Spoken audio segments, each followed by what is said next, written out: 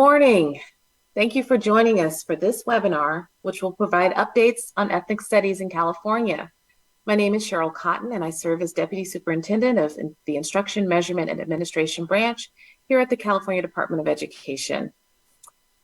As we open today's meeting, we want to take a moment first to acknowledge those impacted by the horrific fires in Maui, including the many lives lost. As we start the school year, I hope we take time to check in with our educators and students, many of whom may have connections to Maui and Lahaina, the first capital of the United Kingdom of Hawaii, and the final resting place of many Hawaiian monarchs. And as we begin this conversation about ethnic studies in our schools, we want to think about how the events in Maui are impacting many Native Hawaiian, Pacific Islander, and AAPI families. Please join me for a moment of reflection.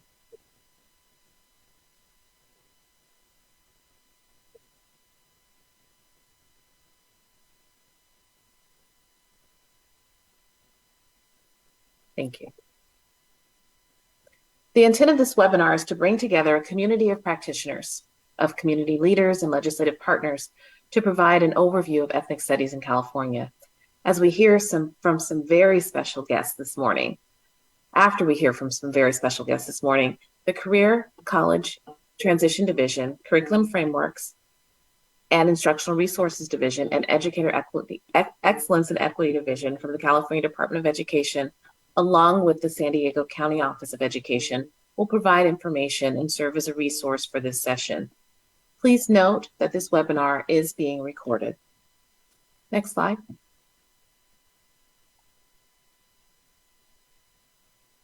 Before we move on much further, I'll review some brief housekeeping reminders.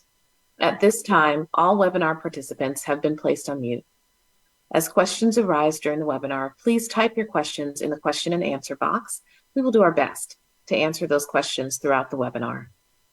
For some of these questions, they may be included in our frequently asked questions page, which will be available on the CDE website in the future.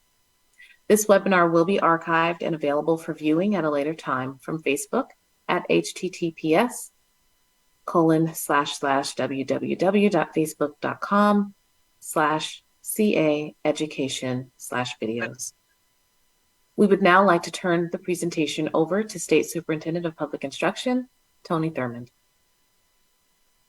Thank you, Deputy Superintendent Cotton. Greetings, everyone. Thank you for joining us for this conversation about ethnic studies. And I want to say to those of you who've begun the school year, congratulations. I hope you're off to a great start. For those of you preparing to open, we also wish you a great start to the school year. I also want to just say that we're grateful for the guest speakers that we'll have today, many of whom are champions for ethnic studies. And they're helping us to tee up the conversation that we're having today. You're going to hear from a number of the folks at the department and our partners at the San Diego County Office of Education who will go through the nuts and bolts about how to establish an ethnic studies curricula at your school district. They'll tell you about requirements and resources that are available, but we want you to hear from many great individuals who've lived ethnic studies, like Dolores Huerta, who's been a champion for human rights and civil rights and a champion for ethnic studies. You'll hear from our Secretary of State, Dr. Shirley Weber, who's taught Africana studies for more than 40 years and has championed ethnic studies. You'll hear from my friend and colleague and brother, former Assembly member Jose Medina, who authored the legislation to give us an ethnic studies graduation requirement.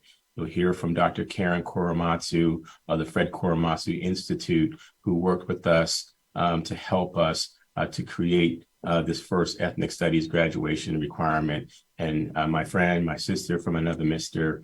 Manufo Aliaga, who is a school board leader and early childhood educator, and someone who works to help amplify the importance that ethnic studies has for our students. Why do we do this? Because we know that inclusive education works, and ethnic studies is one of the best examples that we can offer for our students about inclusive education. Simply put, inclusive education just means that students of color get to learn about the contributions of their ancestors and to see representations of themselves in our schools. And we know that ethnic studies in particular is a program that means students from all backgrounds do well and do better academically. It's proven. And so it is in that respect that we offer ethnic studies to you. We want you to have access to as much information as we can provide for you.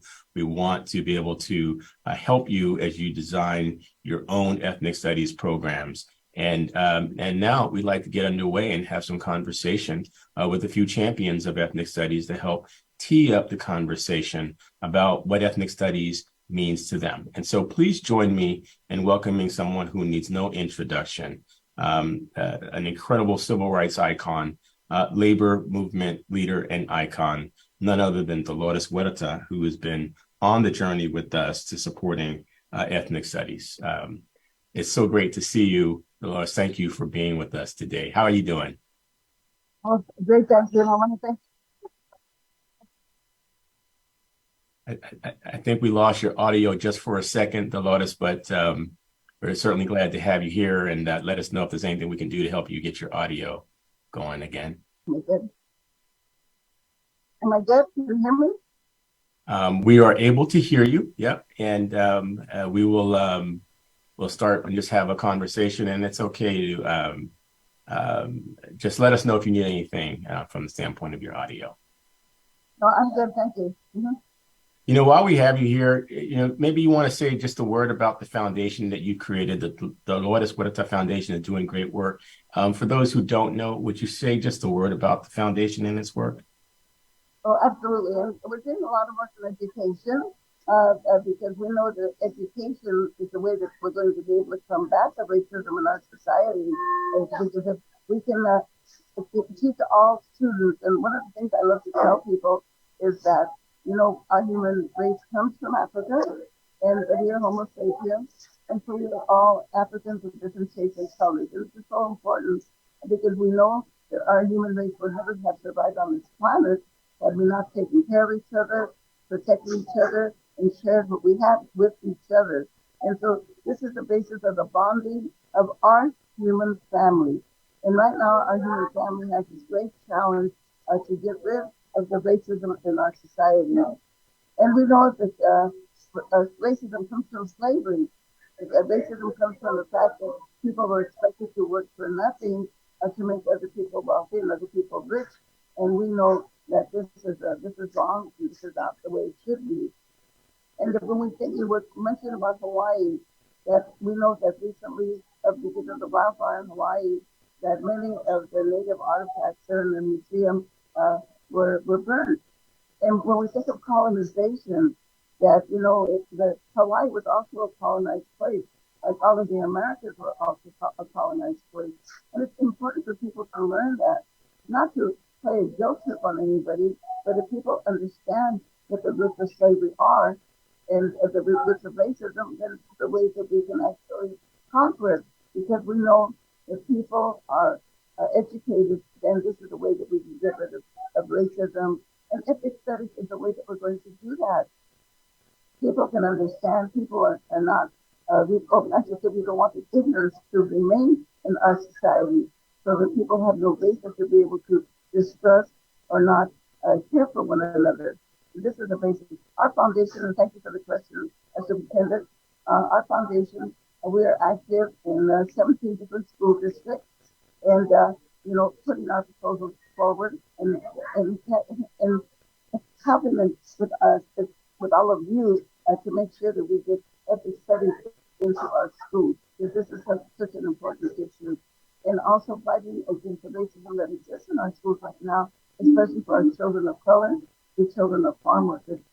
We have to work very hard to make this happen. And unfortunately, many of our teachers do not have the curriculum and they're not equipped to teach ethnic studies. So I know that this is something that you and many others are working on to make sure that they have the facts in their hands so that they can then reach out to students and teach them why racism is so poisonous and is dividing our society. This is the work that our foundation is doing right now with all of our education programs that we have 5 different towns in the Central Valley. And we organize the parents, we organize the students, we make sure that they go to the school board meetings, and they advocate for the ethnic studies that we need. So this is very important work, and it's going to take all of us with your leadership, Dr. Weber's leadership, and the other great people on this webinar today to make sure that we can save democracy in our society. And this is the way that we do it, by keeping people together. Because when they use these divisions to keep us divided, again, we have to remember, as I said earlier, that we are one human race and that we survive on this planet by taking care of each other. And by working together, erasing the ignorance, and we can make our country stronger, make our people stronger. Now, there is no reason why in our school system we should have anybody graduate from our school system that is a Nazi, a neo-Nazi, or somebody that hates people of color, or hates people because they are a different religion. We can make this happen. It's in our hands, and whether they can do it. Sí se puede. Si se puede. And there's a bunch of questions I want to ask you about ethnic studies and the advocacy you've done for Chicano Latino studies. But thank you for sharing with us about the foundation's work and putting in context how we're all part of the same human family, the impacts of racism. Thank you for being an ambassador for California education. And thank you again for pointing to the impacts that many in Hawaii are feeling right now. We know that our sister Manufo Liaga Anoa'i is going to speak more about that. But you mentioned Si se puede. You know, some people don't know, but you created that phrase in the movement and in the work that you've done. Tell us how you came about creating the phrase Si se puede.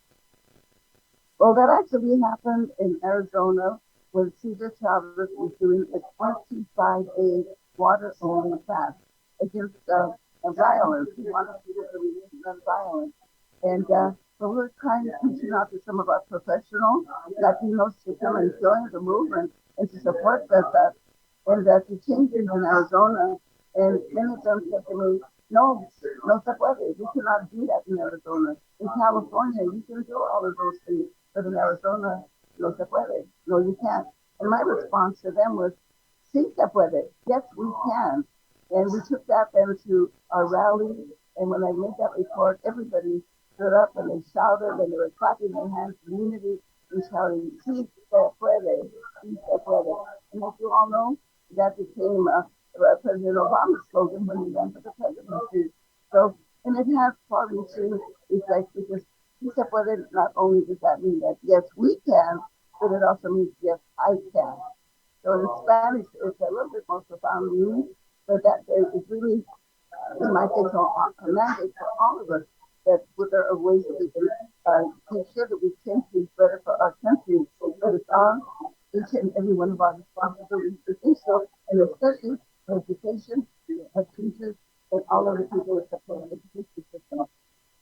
Thank you so much. Gracias por todo. Se puede, si se puede. Thank you for that incredible gift of advocacy. And we know that the president gave you the Medal of Freedom and recognition of your incredible work. You mentioned Arizona. Just if I could, just one last question. As you mentioned Arizona, I read about you going to Arizona at a time when the State Department of Education and the legislature were trying to block the ability of students to learn about Raza studies. And you've been a huge champion in California for Chicano Latino studies, as well as for ethnic studies. Any more that you want to say about what happened when you went to Arizona, about what drove you there and what drives you? Because you've been one to say that students should have ethnic studies as young as elementary school. Tell us more about what has driven you to have such care for ethnic studies. Well, you know, I was very fortunate to grow up in Stockton, California, which is very ethnically diverse. And I like to say that I learned my ethnic studies from my friends because we all grew up together. And if our children could have that opportunity, and often we live in segregated neighborhoods, but if they can have the opportunity to learn about each other's culture, each other's language, each other's food at a very young age, that's a way that we can instill in children that because children are not born racist, that we know.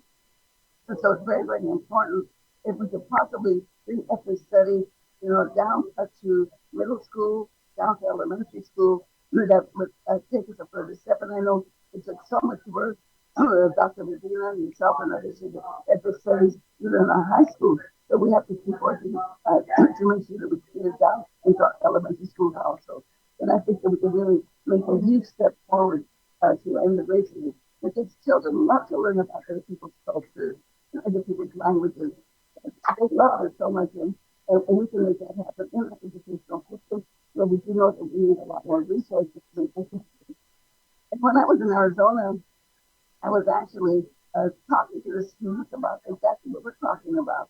But they used my visit there to Arizona to pass a law that they to get rid of ethnic studies, which we already had in some of the colleges in Arizona. And of course, it took a big fight, but they finally got their back. But it took a big political battle. They had to, take it to the ballot, but they finally got ethnic studies back in Arizona.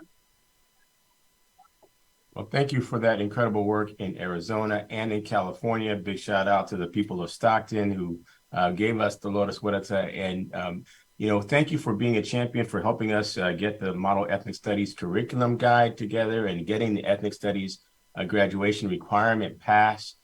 We know that you are busy. I see you all over the state leading the work. Thank you for your reminder that we're all part of one human family. I think we all need to hear that reiterated at a time when there's so much division and people pushing discriminatory practices. We are grateful to have you as an ambassador of education in the state of California to help us counter those thoughts and to promote ethnic studies for all. Thank you so much, the incomparable Dolores Huerta. I hope you all would join me in aplausa for the incredible Dolores Huerta.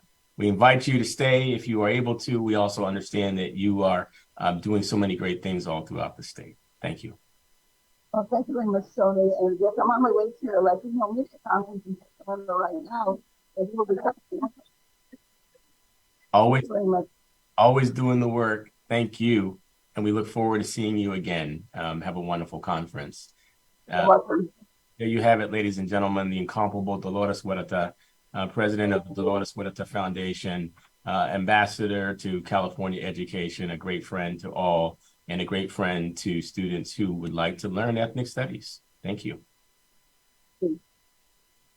We're going to move to a conversation with the author of AB 101, which I was proud to sponsor with my colleague in the State Assembly, with whom we share a connection and heritage, both being of Panamanian descent and both having the chance to work together in the legislature.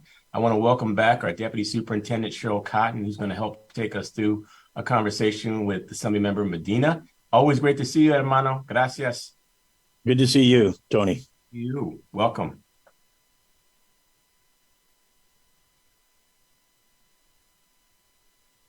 I'm going to hand it over to Cheryl and invite you to unmic. And I'm still muted. Sorry. I said the most profound things about Assemblymember Medina. I'd like to introduce Assemblymember Medina, who served in the California State Assembly from 2012 to 2022. That is amazing. Thank you for your service. His legislative accomplishments include the legislation that authorized the development of the state ethnic studies model curriculum and the ethnic studies graduation requirement. Assemblymember Medina, you authored AB 101 to create ethnic studies graduation requirement. It was a heavy lift. What motivated you to do that? Yes, it was indeed a heavy lift. It took some work, and very appreciative to Superintendent Thurman for his help. What motivated me to introduce the bill was to make sure that all high school students would have the opportunity to learn the real history, the full history of California and the United States. Ethnic studies empowers all students, and that is what I saw when I taught ethnic studies, that students who see themselves reflected in the curriculum do much better, as the superintendent has pointed out. You mentioned when you taught ethnic studies. So you taught high school at Poly High School in Riverside, and there you taught Chicano studies. Is that correct? I did. I taught both Chicano studies and ethnic studies. They were each a semester class. Can you tell us what the impact those courses had on your students? You know, as I said on the floor of the assembly when we took the last vote on this bill, AB 101, students still, to up to today, when they see me on the street, come up to me and say, "Thank you, Mr. Medina. Thank you for teaching us about our own history and culture." And that continues to today. Recently, it happened again. And so, what I was able to experience for myself firsthand is just that, the empowering nature of ethnic studies, how students are hungry to know their full history, and the power that ethnic study has in transforming students' lives. Thank you for that. That is amazing. Thank you so much for joining us today. So, Assemblymember Medina, Superintendent, if you have any other questions. No, I just want to thank you, Assemblymember Medina. We're going to bring on our Secretary of State, Dr. Weber, but I want to thank you too for the way you brought forward the legislation. I think you provided clarity in AB 101 with clear guardrails that talks about what ethnic studies is and what is not part of ethnic studies, and that there should be nothing in it that is divisive, that would tear our folks apart. And I just want to thank you for bringing that legislation forward in a very thoughtful way. And we are continuing to encourage school districts to follow the guide that is provided in the ethnic studies curriculum, a guide that the State Department of Education has put out. And just want to say thank you to you, Assemblymember Medina, for your leadership here. And thank you, Superintendent Thurmond. It would not have happened without your help and guidance. Thank you again. Thank you. Thank you, Assemblymember Medina. Thank you, Deputy Superintendent Cotton. It's a great honor now as we prepare to talk with the legendary Secretary of State, Dr. Shirley Weber. You all know Dr. Weber's work at San Diego State, professor of Africana Studies for more than 40 years, a former school board member in San Diego, a former assembly member with whom I had the pleasure of serving, the first African-American woman to serve as Secretary of State in California, who's taking what we do in the state around voter registration and voter access to new heights. It's exciting now to bring you none other than our Secretary of State, Dr. Shirley Weber.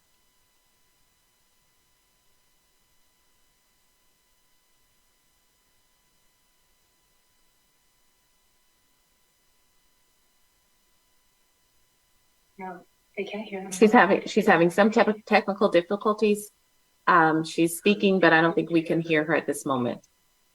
Got it. We'll ask you all to stand by just for a moment while we work through the technical difficulties. We're excited to be able to hear Dr. Weber, and we'll ask our tech team to connect with Team Weber to see how we can get Dr. Weber here. While we wait, we want to thank all of the participants who are here today. We want to thank all of the school districts who are working hard to create an ethnic studies curriculum at your districts. We want to remind you that the staff at the California Department of Education and our partner at the San Diego County Office of Education stand by to help you in any way if you need assistance in creating your curriculum. I want to also acknowledge that just in the last 2 weeks, our team has been able to put on an incredible training, a first of its kind, to create a certification for anyone who wants to know how to use the ethnic studies curriculum guidance that the State Department put out, approved by the state board. We had hundreds of individuals participate in that certification. And we want to remind school districts, if you're working and looking for those who can help you in creating your curricula at your school district, we encourage you to work with someone who can show you that they've had the certification and that they are certified in the use of the state-approved ethnic studies curriculum guide. And so we just want to share that with you and ask you to stand by as we get ready to hear a few reflections and remarks from our Secretary of State, Dr. Shirley Weber. as we continue working through the communication and technology here for today's conversation, I also want to thank all of you who came to our most recent Teacher Recruitment Summit on this past Monday. As I think about what's going to be ahead for ethnic studies, I'm mindful that we're going to need to have lots of teachers who get access to professional development and training and support to provide this great work. And our state, like every state in the nation, is experiencing a teacher shortage. We have a number of programs in place for someone who might want to become a teacher in California, and including a $20,000 scholarship for anyone who would like to get a credential. We have a residency stipend program in the state that offers $40,000 for someone who would like to be in a residency teaching and training program. We have programs at the undergraduate level, and we have districts who are ready to hire anyone who wants to become a teacher. So for those of you who are watching on social media or were part of today's Zoom, if you know someone who would like to become a teacher, and I'll ask our team to put this email in the chat, we invite them to get in touch with us at teachnca@cde.ca.gov. We'll be putting that in the chat.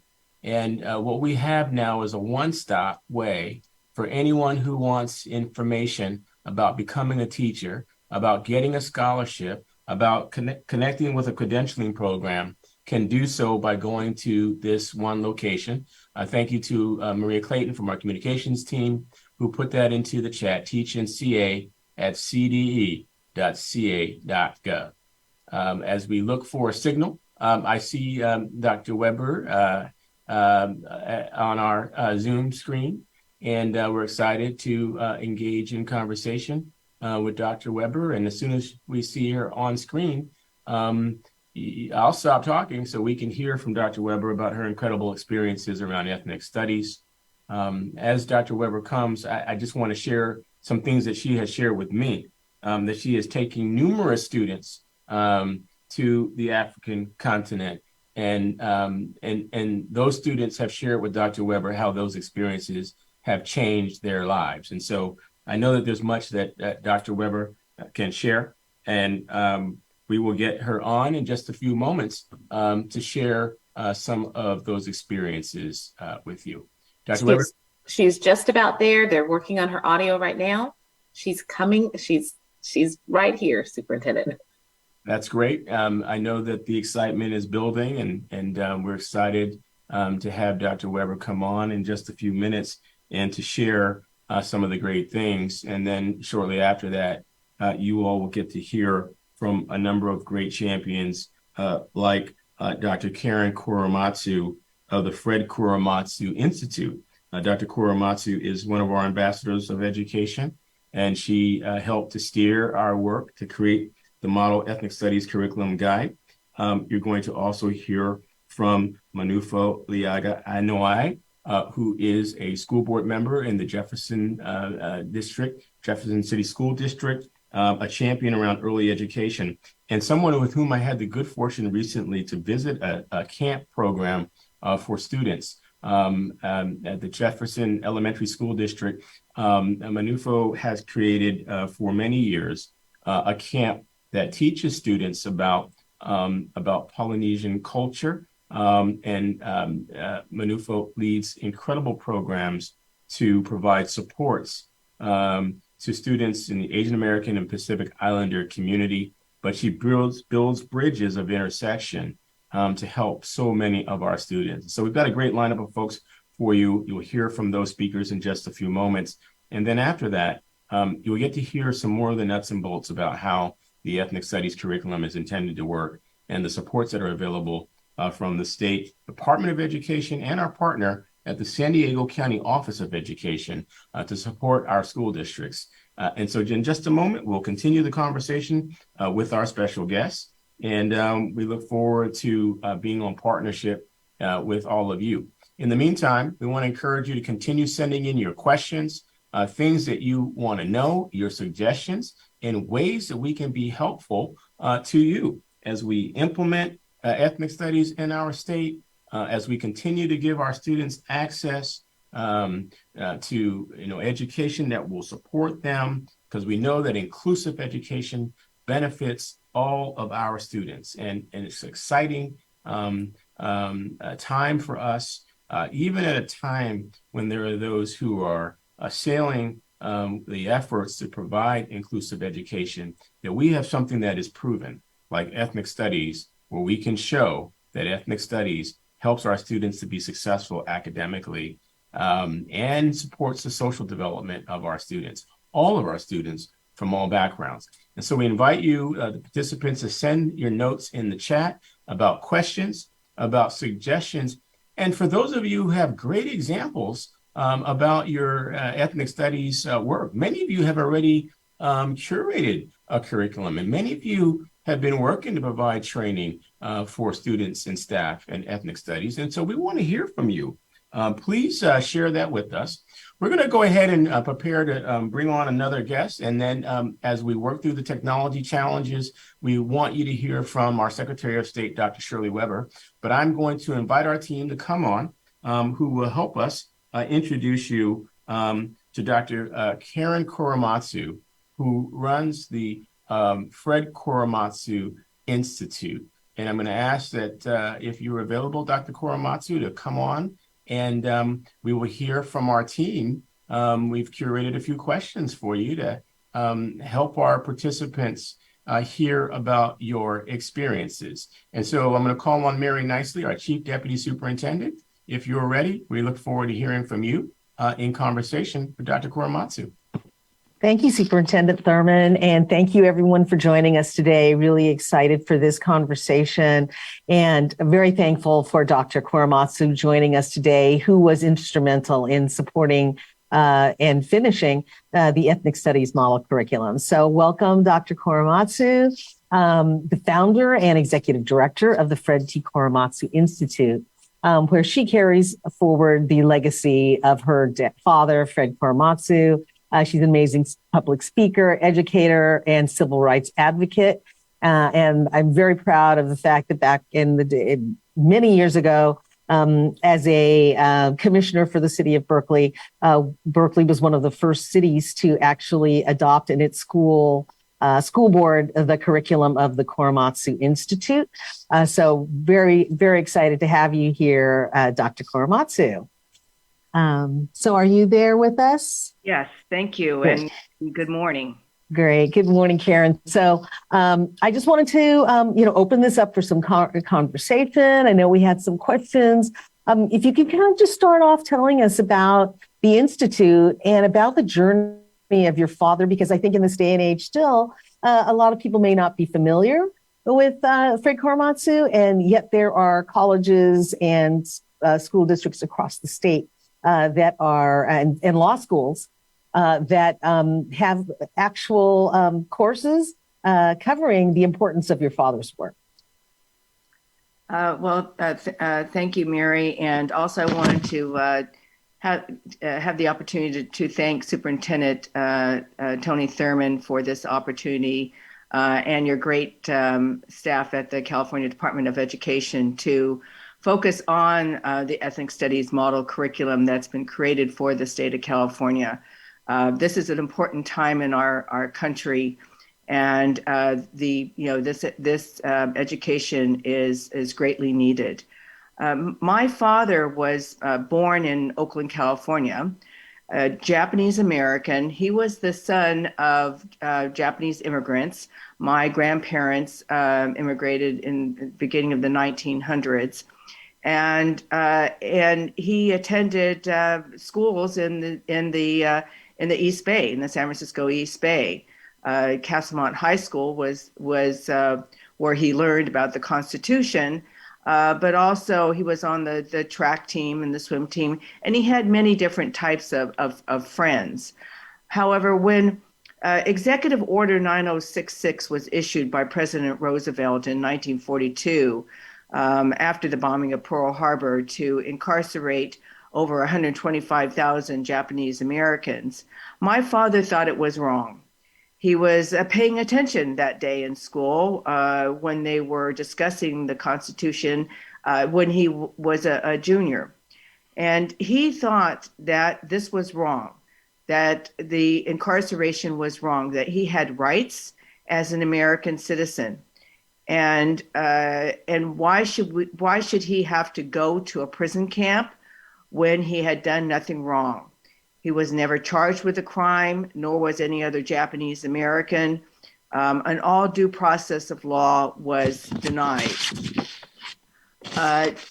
He decided to fight this charge, and when the attorney of the American Civil Liberties Union of Northern California visited my father in jail and asked my father if he would be a test case, my father jumped at the chance. And Mr. Bessick, who was then the executive director, said to my father, well, if need be, we'll take it all the way to the Supreme Court. And my father really, believed in this country and believed in our Constitution and the Supreme Court. And so he thought by the time if it did reach there, they would see that the mass incarceration of Japanese Americans was unconstitutional. Unfortunately, he was still found guilty, but it was not a unanimous decision, and the 3 dissenting opinions are the most studied today. And I encourage teachers and students to do that. Justice Murphy called it the ugly abyss of racism, and Justice Jackson referred to my father's case as this lies around like a loaded weapon, ready for anyone to pick up and use with a plausible cause. And that was even done after 9/11 as a possible reason to round up Arab and Muslim Americans and put them in American concentration camps. Another point, an encouragement to have ethnic studies in our curriculum. And Justice Owen Roberts said it was just unconstitutional. Great. Thank you, Karen, for that history lesson. But so relevant today. Absolutely. And a great reason why we need ethnic studies. So could you tell me a little bit more about the work of the Institute that you lead now, named for your father? And then what do you see as the benefits of ethnic studies, to see the benefit of ethnic studies for our students? I founded the Fred T. Korematsu Institute in 2009. Actually, it was a charge that my father gave me 5 months before he passed away at the age of 86, because he believed so much in education, and he didn't want something like the Japanese American incarceration to happen again. I didn't know how to do that, so it took a few years. But our mission is to advance racial equity, social justice, and human rights for all. And we started off talking about my father's story and that of Japanese Americans, because there wasn't really much in textbooks or even in the curriculum, and expanded our curriculum to K through 12 civic education and promoting public civic engagement and participation. We've been successful in implementing, and encouraging ethnic studies. And my work now, I'm very passionate about, is not only for the state of California, but for all states, because I believe that that's how we're going to make change. Promoting ethnic studies is an important element of our work. And I agree with Dolores Huerta that our ethnic studies should start as young as elementary school. If we began ethnic studies at a younger age, it would provide a basis for students to be able to fight against racism and prejudice and bullying. That's what happened to me when I was in elementary school, and I grew up in the East Bay area. When, especially during the bombing of Pearl Harbor, I was blamed for the bombing of Pearl Harbor, and kids would say to me, "Go back to where you came from. You don't belong here." Have we heard that before? So my experience of racism, prejudice, and bullying still runs deep in me and drives me to promote ethnic studies to make this change. Events of the past years have made it apparent that the role of racial injustice, is a great part of our country, and our quality ethnic studies course can help students learn each other's histories and appreciate each other's cultures and differences. These are types of histories we need to learn in order to heal, and these are the histories that can be taught in ethnic studies course. Now, when I was working with Superintendent Thurman, we were all pushing for maybe 2 semesters of ethnic studies courses. We had to compromise on 1, but I'm hoping that along the way that we can make that change, because this is an important part of our history. And I want to encourage everyone to really adhere to the California Department's ethnic studies model curriculum. Be aware of other, not only misinformation out there, but disinformation. And that's why it's so important to work with our ESMC. It's important to know history if we're going to make change in this country. It's important to know what happened in the past. This is all part of learning about each other's histories and our cultures. And we have to face the mistakes and learn from each other. I'm half Japanese American and half Caucasian. So my identity crisis, goes way back. I never knew where to fit in. And I certainly, that's why students have told me that ethnic studies is so important, that it shows the cross section of our cultures, of African Americans and Asian Americans and Latinx and indigenous and other ethnicities, because we are more alike than people think. I mean, maybe our faces are changed and our names, but inside we are all the same. And history is now so important. And ethnic studies is the catalyst that is going to make that change for our humanity. This is about all of us. Thank you so much, Dr. Korematsu. Very powerful endorsement of using ESMC and for the benefits and importance to our students. And I think through lived experiences, you've lived this experience, and though you're half Caucasian, you present as Asian American. You look Asian, and I think there's something I've heard a number of times: we're the perpetual immigrants, right? And so, regardless of how many decades, how many generations there are, that this bias, this ethnic studies will help us learn about who we are, learn about our histories, and we cannot continue to have the same mistakes happen over and over again. So thank you, Dr. Korematsu, and please take care. And I will pass this back over to Cheryl Cotton, Deputy Cotton. Thank you, Cheryl. Thank you very much. And technology, you would think after this many years of using Zoom and on and off, we would have it all down, and it took a whole village to bring Dr. Weber on today. Good morning. Yes, it's still morning. Good morning, Dr. Weber. Thank you for joining us. Well, good morning or good afternoon, almost afternoon to you. Stuff we've done. I'm actually on my phone, so it's good to have a multitude of technology that's available to you when you're trying to get on something important. So thanks very much for the invitation. It's good to be with you. Thank you so much for joining us. I just had a couple of questions for you. This is our webinar is focusing on ethnic studies, and we've invited some powerhouses, some amazing people, including yourself, to be on to talk about the importance of ethnic studies. Now, you were part of the fight to bring ethnic studies to our universities from the very beginning. I wonder, can you share some of that history as someone who has lived it? Yes, and it's been an amazing journey for the last 50 years. I think it was 50 years ago I went to the San Diego State University with the goal of establishing ethnic studies at San Diego State, developing a degree program. Ethnic studies had been around a few years prior to that at San Francisco and various other places, but I was asked to come into San Diego State, young faculty member from UCLA, trying to finish my doctorate and joining a group of colleagues. And I knew from my own experience at being at UCLA that learning about myself, knowing who I was, knowing the good things and the challenging things about me was really, really important to my personal development and understanding how I could navigate the world and the good things about my past as well as the challenging things.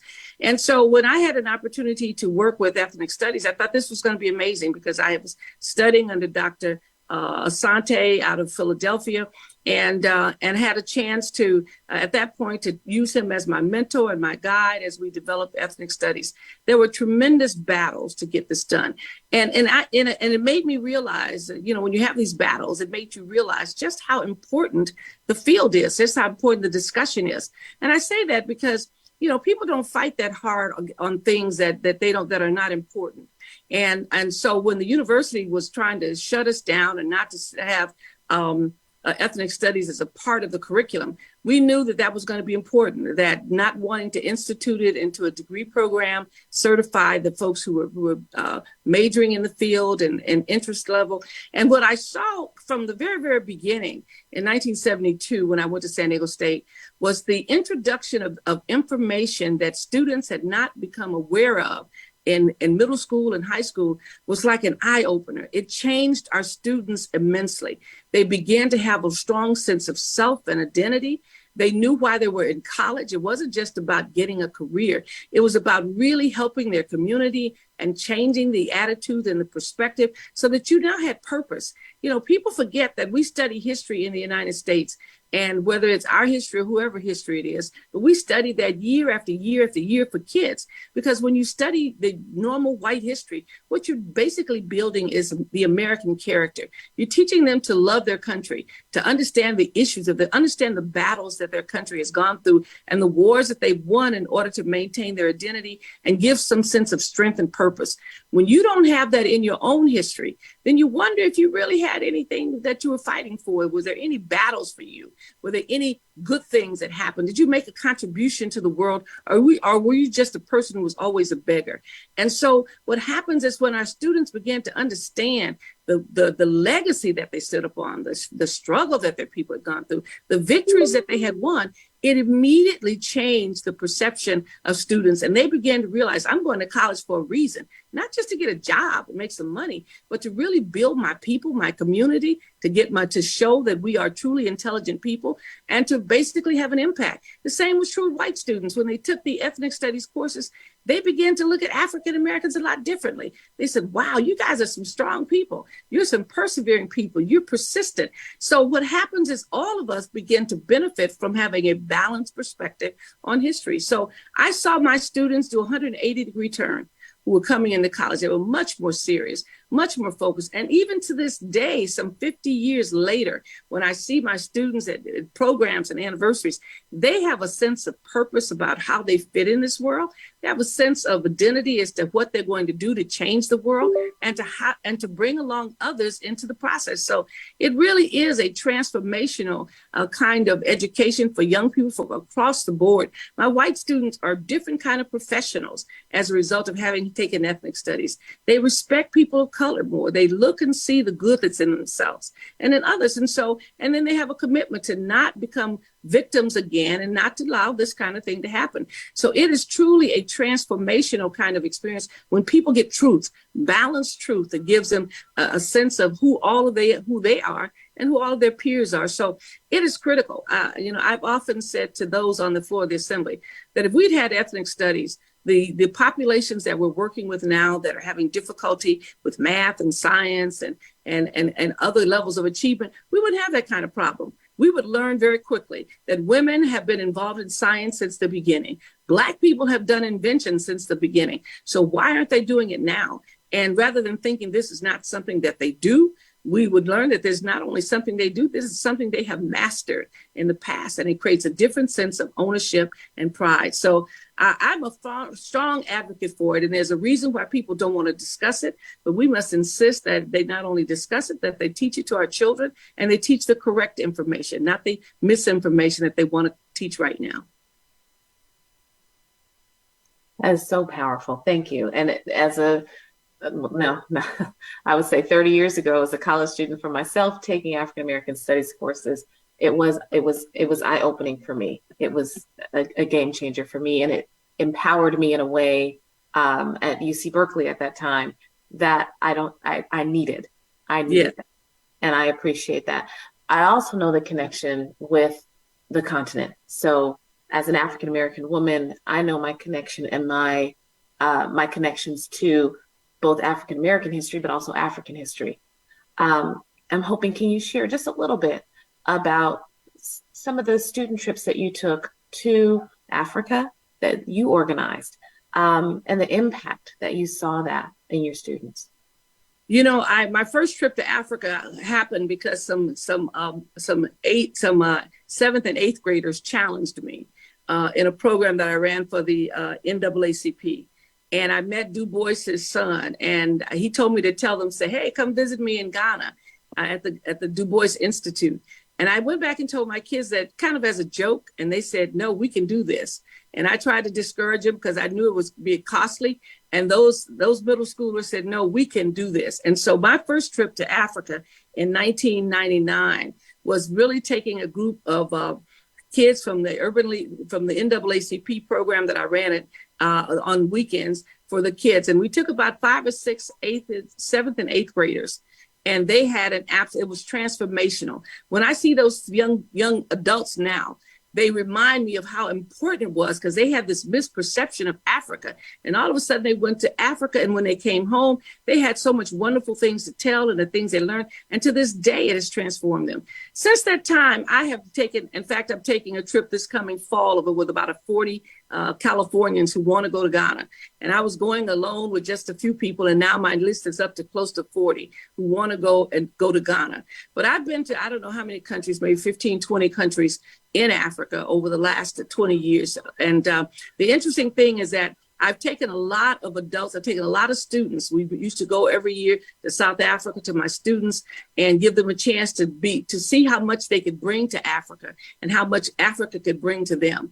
And several students took more than one trip. They just absolutely enjoyed it.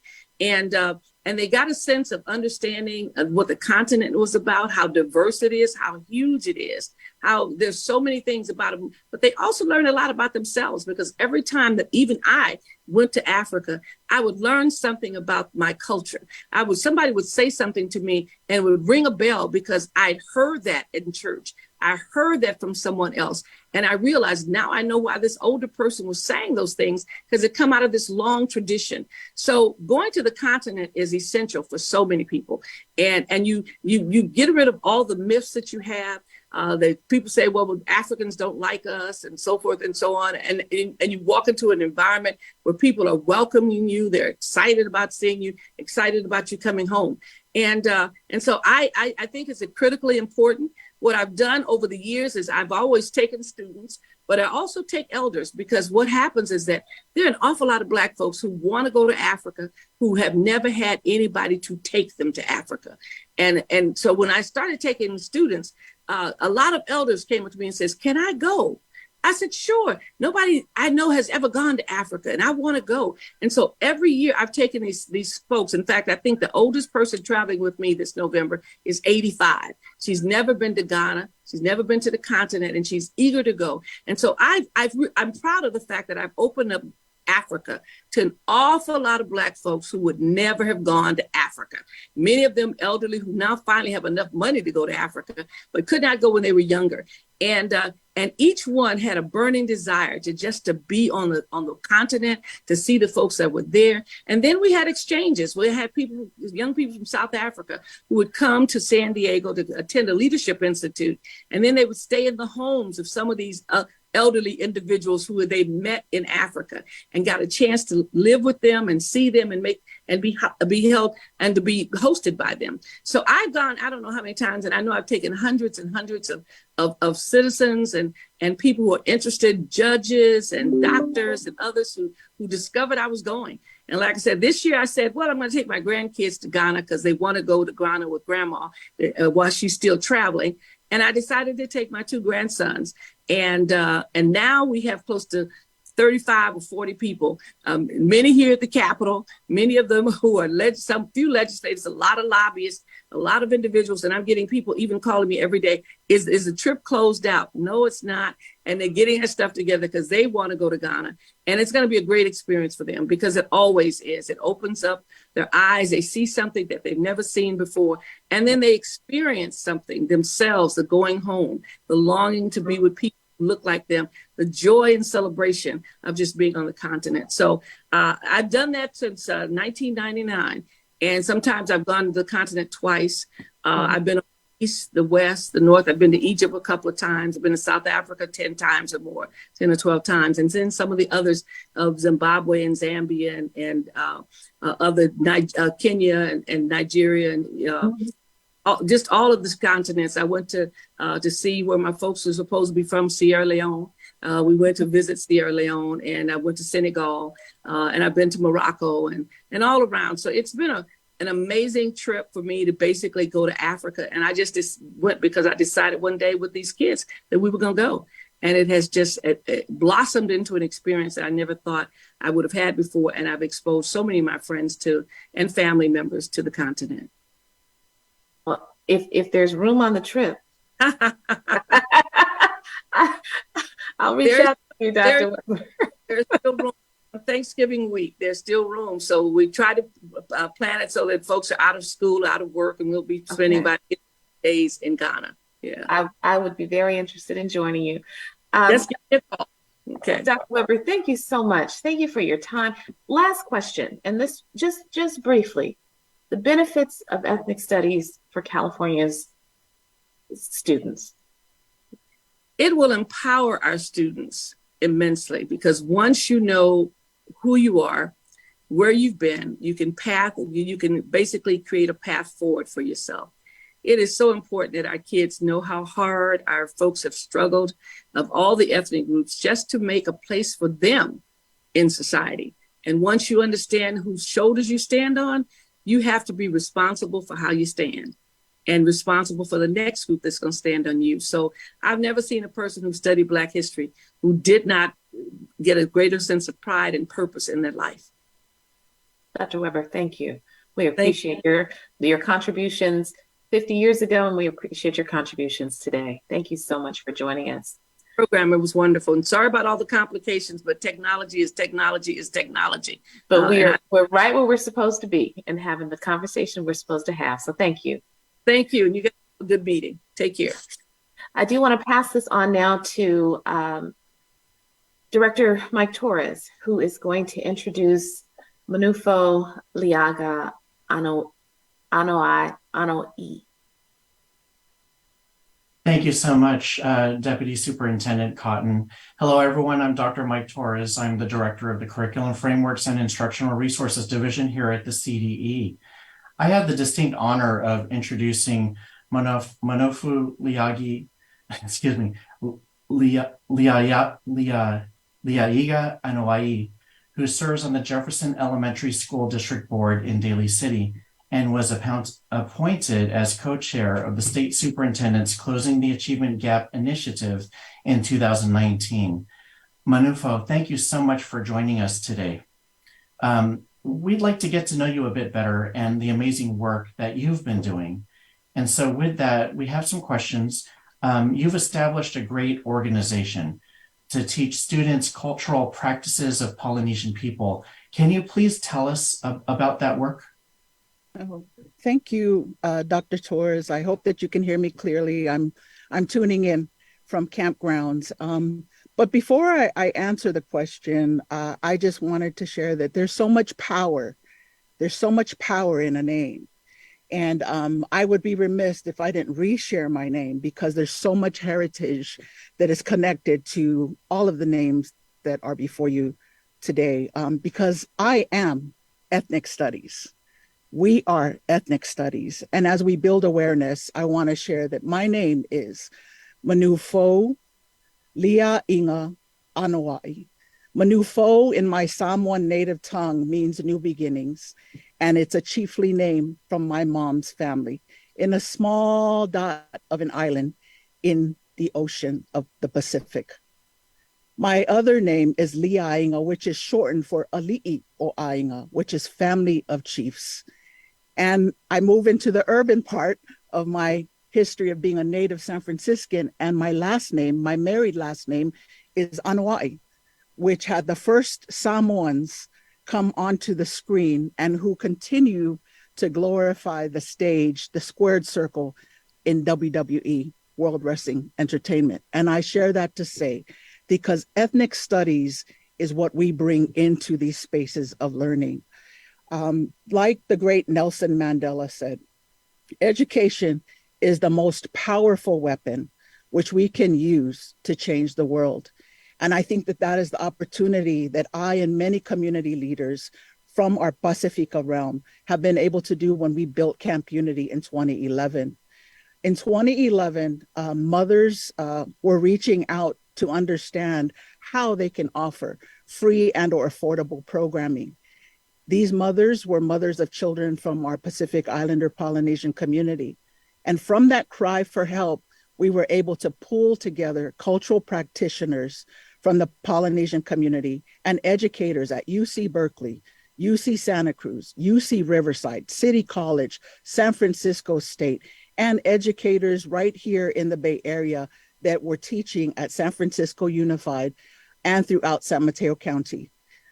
Through their love, they were able to invest in building Camp Unity, which is a Pacific Islander Polynesian summer enrichment camp. And I highlight summer because we are only tasked with 6 weeks to immerse every student to be able to touch some sort of history, some sort of language, some sort of something that looks and feels like their brown skin. So when I enter a space like a space of today, I don't take for granted who I look like, who I represent, because that is ethnic studies. I want to thank our state superintendent, because as we work towards the model curriculum for ethnic studies, we saw some hiccups along the way. And I want to speak to the authenticity of our cultures that we bring forth and the heritage of these cultures. We were able to have a conversation to go back and revisit, what does Pacific Islander ethnic studies look like? So we took that back to the table. We brought in educators who do this work, who are in the community, who are experts in their field. And I want to thank him for that, because we wanted to make sure that we got the representation of our small community right. So Camp Unity is just a small dose of a program that I'm humbled to be a part of. While I founded it, the team is who lifts this work. For the past years, we've been able to touch over 8,000 children, students, not just here in California and in the Bay Area, but because we're the only type of Polynesian curriculum program offered, we have people who have come to our program from outside of the state. And we're humbled by that. That is ethnic studies. It is my hope that the conversations from today can leave the screen and be very intentional how we build out community, not just in the classroom, but how do we speak to resources that touch the lives of all of our community in their neighborhoods and just be able to enhance the lives of everyone. I hope that my voice here today allows for Pacific Islanders to be seen differently. I want to thank the mention of our people of Hawaii. Our oceanic community are hurting, and we send all of our aloha, but that is ethnic studies. So many are unaware of the struggle of our Hawaii native lands, all of our people there that struggle for sovereignty, the colonialism that they have faced for many years. They continue to fight even as they face this tragedy. So I just want to lift their voices and lift the opportunities that we have to right wrongs that our country has contributed to. And I want to lend my voice and the voice from my Pacifica community to be able to bring awareness of who we are and an authentic dose of who we are as a community and our history and our culture. Thank you so much for those very, very powerful words on ethnic studies and representation of your culture and sharing of your voice with the audience here today to talk about ethnic studies. You serve as a school board member and you're known for great work in early education. And you've also served as a co-chair for Closing the Opportunity Gap, appointed by Superintendent Thurmond. Are there other things that you think that our schools should do for students?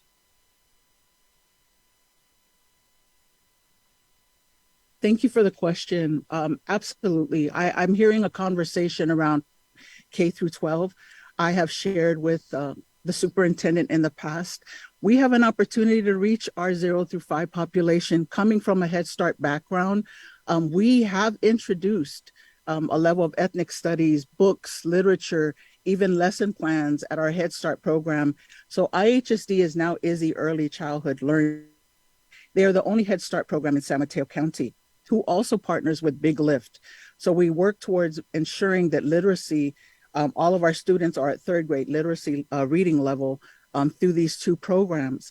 But the reality is we have an opportunity to reach our early learning students. And I think that is something that I hope that our superintendent and the team will continue to explore and be intentional about implementing.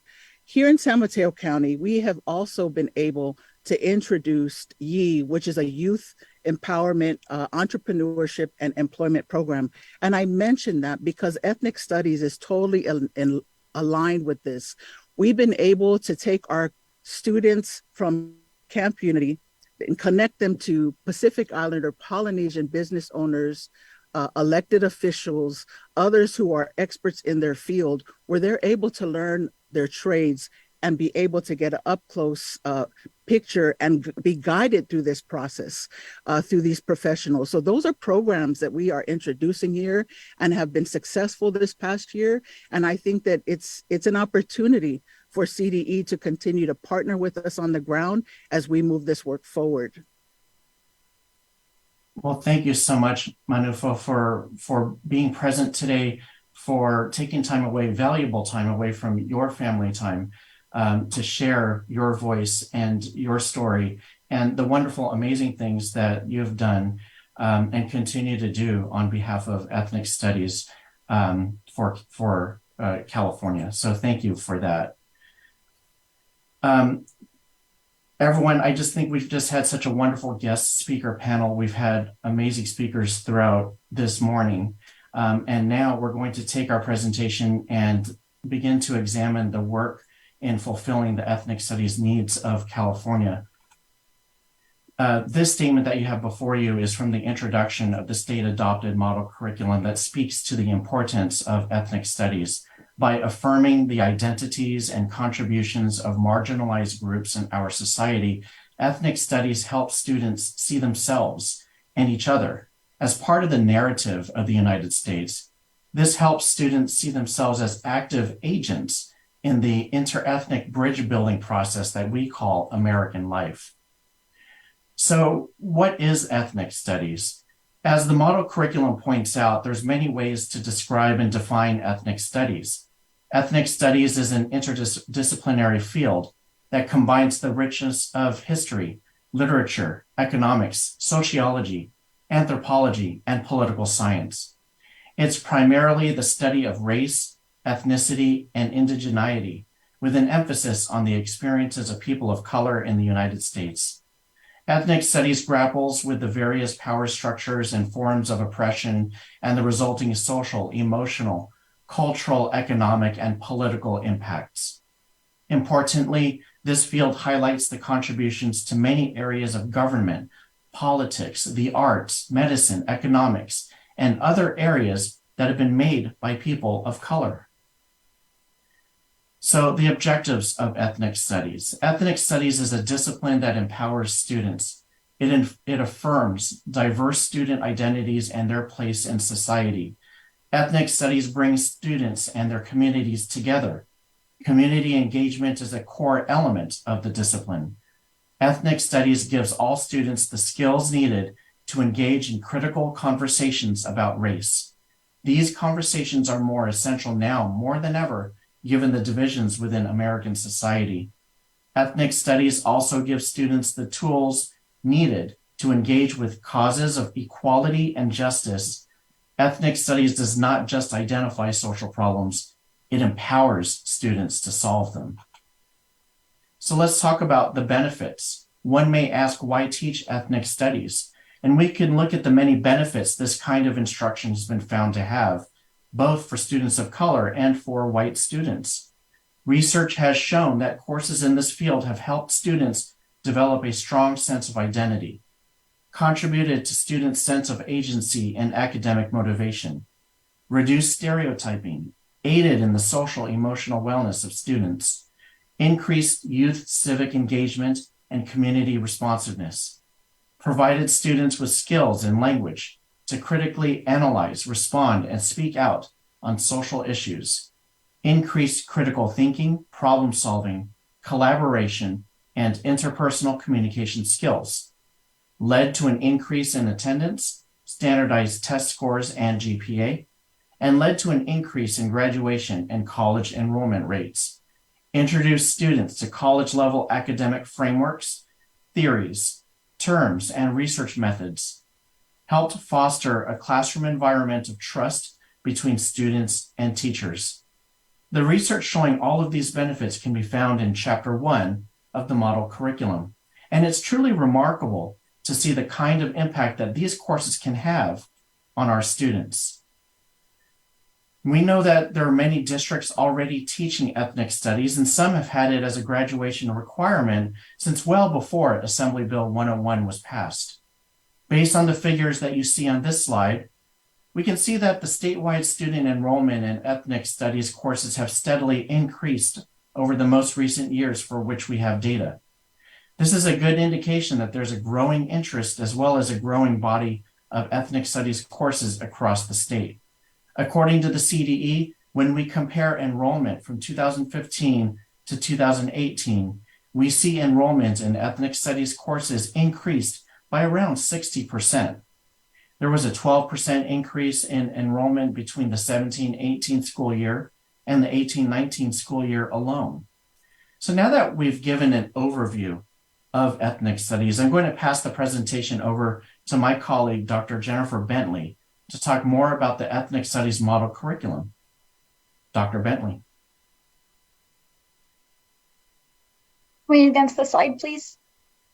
Thank you. So thank you, Mike. I just want to take a few minutes to introduce the model curriculum itself, how it came about, and the support that's available to schools for its implementation. In 2016, the governor signed Assembly Bill 2016, which was authored by then Assemblyman Jose Medina, who we met earlier. This was a first of its kind legislation to create a state model curriculum in ethnic studies.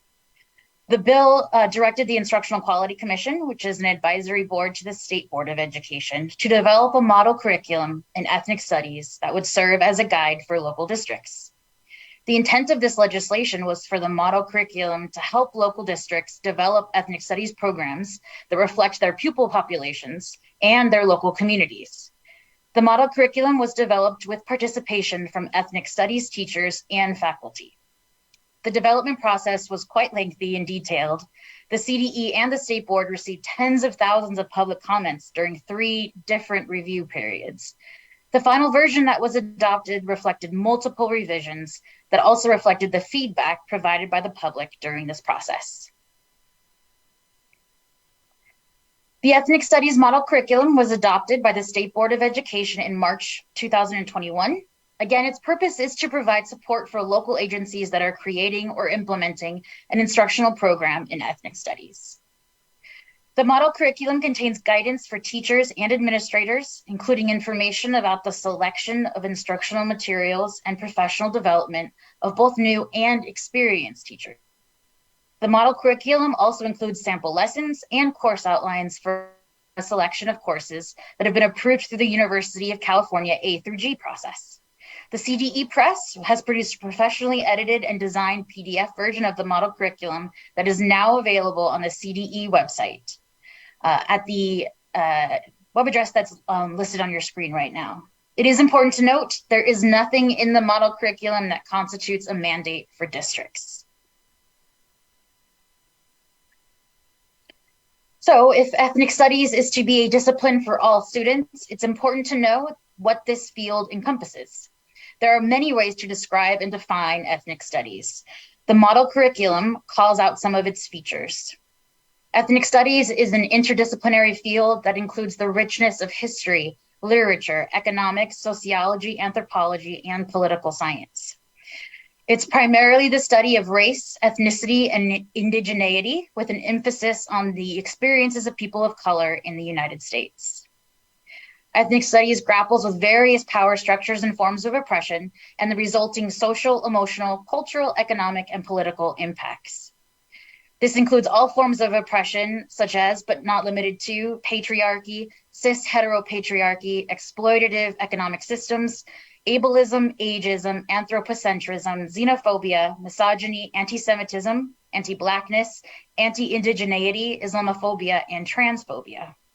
Importantly, this field highlights the contributions to many areas of government, politics, the arts, medicine, economics, and other areas made by people of color. It also provides examples of how collective social action can lead to a more equitable and just society. Let's transition to speaking about the funding available for local educational agencies to develop and implement an ethnic studies program. Section 132 of the Education Omnibus Trailer, or AB 130, for the 2021-22 California state budget appropriated $50 million from the general fund for allocations to LEAs serving pupils in grades 9 to 12. Funds were allocated on a per pupil basis for those grade levels. The funds may be used to support curriculum and instructional resources, professional development, or other activities that support the creation or expansion of ethnic studies course offerings. This process was automatic. There was no application necessary. There is a spreadsheet on our webpage that indicates how much money went to each district. We also have a set of frequently asked questions on our webpage that address some common questions we've been getting about the funds. Probably the most common responses are that there is no deadline in the statute for expenditure of the funds and no additional reporting requirement beyond what you already do for state-provided funds pursuant to this California School Accounting Manual. For additional information about the ESMC or Ethnic Studies local funding, please contact CFERD at the web address on the screen, and we will be happy to answer your questions. Next slide, please. I'd now like to introduce Pete Callis, Director of the Career and College Transition Division at the CDE, who will share more about Assembly Bill 101. Thank you, Jennifer.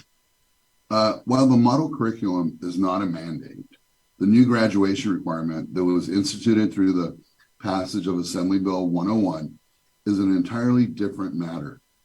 First, the requirement is that students must complete at least one semester course in ethnic studies for graduation. Districts may require a full year course if they wish. The takes effect for the graduating class of 2029-30, but districts must begin offering the course by the 2025-26.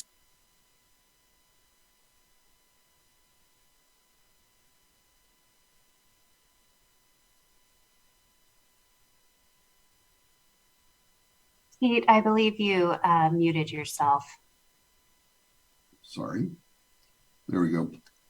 The requirement does not necessarily require districts to add a new course beyond the 13 currently required for graduation. The legislation states that a student completing the required ethnic studies course can also get credit for coursework in the subject that the course is offered, such as high school social studies or English. So a student taking a course in ethnic studies course to satisfy the graduation requirement can also accrue credit for coursework in the subject that the course is offered. So, for example, a student taking a Chicano literature class can receive credit for English while also meeting the ethnic studies graduation requirement. Another example is a student taking Vietnamese American history could receive history, social science credit, and also meet the ethnic studies graduation requirement. However, the ethnic studies must be the primary content through which the subject is taught. So any existing course would likely have to be revamped to count as double credit. The course may be based on the state adopted model curriculum, but that is not a requirement. Remember that the model curriculum is just a guidance document. It is not a complete curriculum. It does have examples of sample lessons and includes a number of A through G approved ethnic studies courses that have been taught in California high schools. Next slide, please. There are 4 options for satisfying the graduation requirement, and they include a course based on the model curriculum in ethnic studies developed by the IQC, an existing ethnic studies course, an ethnic studies course taught as part of a course that has been approved as meeting the A through G requirements, a locally developed ethnic studies course approved by the governing board of the school district or the governing body of the charter school. Next slide.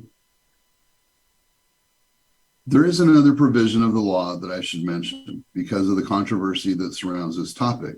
The legislature inserted language in the bill that states that it was their intent that districts not use old drafts of the model curriculum when designing their ethnic studies courses. Some have alleged that those early drafts included content that was biased and discriminatory towards certain groups. Another requirement to be aware of if a district is developing its own locally developed course is that any such proposed course must be brought to their local governing board twice before it can be approved. This is to give the public a chance to weigh in on the course. This requirement doesn't apply if the district is using an existing course, such as one that has been approved as meeting A through G requirements for the University of California or the California State University system by another district. There are a few examples of those courses in the final chapter of the state adopted model curriculum. Next slide, please. Finally, the curriculum, instruction, and instructional materials shall be appropriate for use with pupils of all races, religions, nationalities, genders, sexual orientations, and diverse ethnic and cultural backgrounds, pupils with disabilities, and English learners. And it shall not reflect or promote directly or indirectly any bias, bigotry, or discrimination against any person or group of persons on the basis of any protected category. Not teach or promote religious doctrine. Next slide, please. For additional information about the Ethnic Studies High School graduation requirement, please contact the High School Innovations and Initiatives Office at hsio@cde.ca.gov. And now I'd like to hand over the presentation to Monique McWayne, Director of Educator Excellence and Equity Division at CDE, who will share more about ethnic studies professional development options available to California educators. Monique? Thank you, Peter. We will now shift gears to professional learning. $5 million was included in the 2021 state budget to support schools offering new or expanded ethnic studies courses through a contract with the County Office of Education or consortium of County Office of Educations to develop high-quality ethnic studies professional development and resources. A request for application in the spring of 2022 led to San Diego County Office of Education being identified as the County Office of Education to enter into contract with our department to carry out this work. San Diego County Office of Education is also working with support from Riverside County Office of Education. They have collaborated to develop the California Regional Ethnic Studies Collaborative Project. Before we talk about the project's activities, we want to briefly highlight the features of high-quality professional learning. Next slide. The Quality Professional Learning Standards present the elements of a quality professional learning system that, if well implemented, will benefit educators focused on increasing their professional capacity and performance. The quality professional learning standards identify characteristics of professional learning that are most likely to support educators in building individual and collective capacity to meet professional, school, and student performance expectations. There are 7 interdependent standards that promote professional learning. Next slide. Our department's Quality Professional Learning Standard webpage includes detailed information on the standards, as well as resources to help educators, policymakers, administrators, and others develop high-quality professional learning. Resources that are highlighted, in addition to the detailed information on the standards, are a companion tool called the Professional Learning System Review, which supports educators to collaboratively engage in careful study and analysis about whether they are implementing professional learning that is based upon sound research, strategies, and practice. Guidance to support remote, high-quality professional learning, including suggestions for aligning remote professional learning to each of the 7 standards. And Professional Learning Stories, which is a collection of videos and resources showcasing high-quality professional learning systems in California districts and schools. Videos highlight local examples of high-quality professional learning are available for each of the 7 standards. Especially relevant to implementation of the Ethnic Studies model curriculum, 2 videos highlight the equity quality professional learning standards in action. One video highlights how Chula Vista Elementary School District and San Diego County Office of Education support equity in the Educator Effectiveness and Evaluation Project. A second video explores a partnership between the California Mathematics Project, Sonoma County Office of Education, and Hillsburg Unified School District's use of strong professional learning systems to help educators use lesson study to better meet the needs of all students.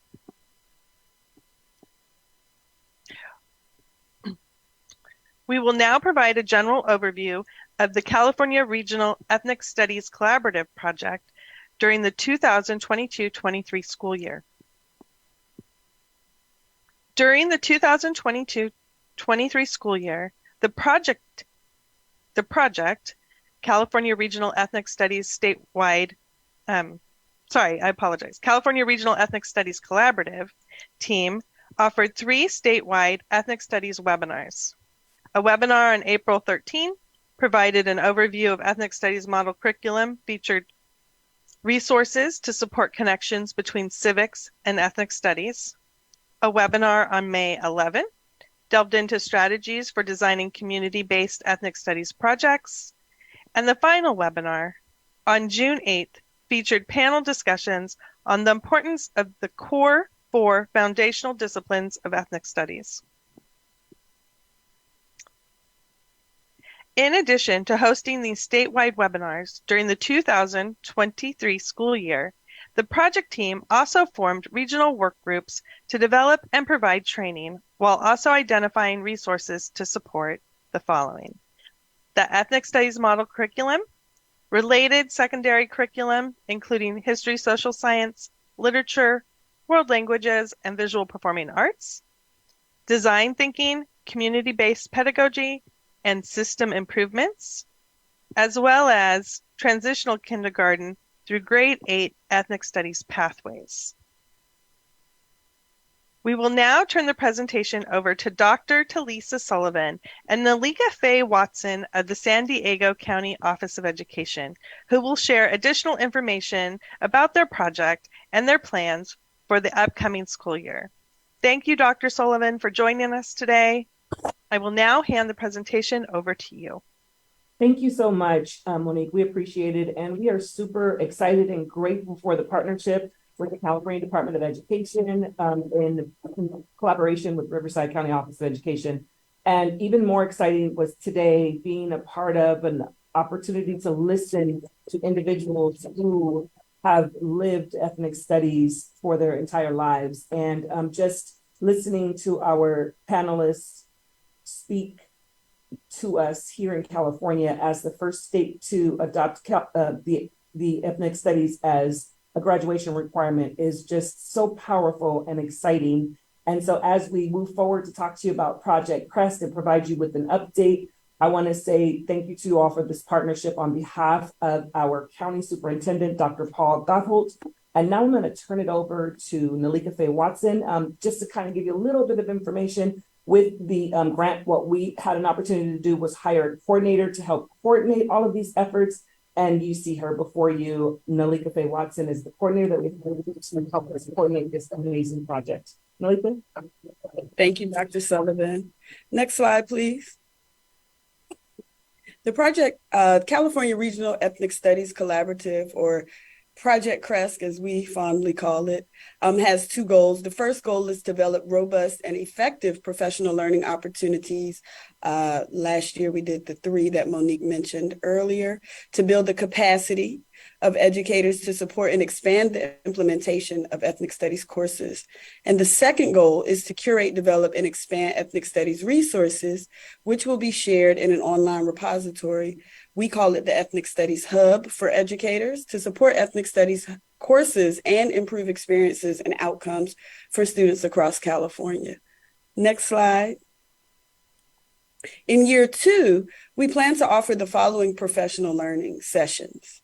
October 2023, Contextualize, Empathize, and Design. In November 2023, Design, Implementation, Inquire, Imagine. In February 2024, Implementation, where we will prototype and try. And in March 2024, we will broaden implementation. All sessions will be interactive and held virtually for district or site teams. Additional in-person convenings will be scheduled to support the statewide work. Next. Oh, thank you. The Hub, or our online repository of resources, those work groups that were mentioned earlier will be gathering, curating, and developing resources. The CREST leadership team, in partnership with the advisory and the CDE, will vet those resources. And SDCOE will make sure that those resources are uploaded to the California Educators Together website and maintain the resources beyond the scope of the project. So the Hub will live in perpetuity. If you have any questions about Project CRESC or want more information, please do not hesitate to contact me. My information is there on the screen and also in the chat, and I will hand it back over to Dr. Sullivan. Thank you, Nalika. Again, if you have questions regarding Project, please contact Nalika Faye Watson. She will connect you to the individuals that will be in your region. And I want to pass it over to our friend and colleague over at the California Department of Education, Sarah Smith, who we have worked collaboratively with and are excited to continue this partnership. Sarah? Thank you so much, Dr. Sullivan and Nalika. Today, in addition to support provided by the CRESC project team, I'm going to share an additional resource. In 2022, the Los Angeles County Office of Education released an Ethnic Studies Adoption Toolkit to provide school districts in California with a process for developing, adopting, or integrating high-quality ethnic studies courses to meet the Ethnic Studies high school graduation requirement. The toolkit provides several resources to support the process of local ethnic studies implementation. So that includes action steps with supporting templates, existing course offerings, case studies, and summaries of lessons learned. Los Angeles County also has made available a recorded webinar highlighting how several Los Angeles County school districts have implemented ethnic studies. Finally, program and course outlines are also available that can be checked out for several active courses. For additional information about ethnic studies professional development, please contact the Ethnic Studies Professional Development Team at esmcpd@cde.ca.gov. And I will now turn the presentation back over to Deputy Superintendent Cotton. Thank you so much. So to our special guests, our CDE team and San Diego County Office of Education team, we thank you for your contributions today and all you've done and will do to continue to bring ethnic studies to California classrooms. We understand the importance of this work and the benefits for all of our students. We thank all the participants who took time to join this webinar today. Thank you for being here. You're an important part of connecting policy and guidance to practice for our students. As we conclude, please take a moment to complete the brief evaluation survey to provide feedback to us as we continue to provide relevant and helpful guidance and information. We will leave this screen on for a bit so folks can make sure that they get their evaluation survey completed. But this concludes our webinar today. Thank you so much. Thank you for joining us today.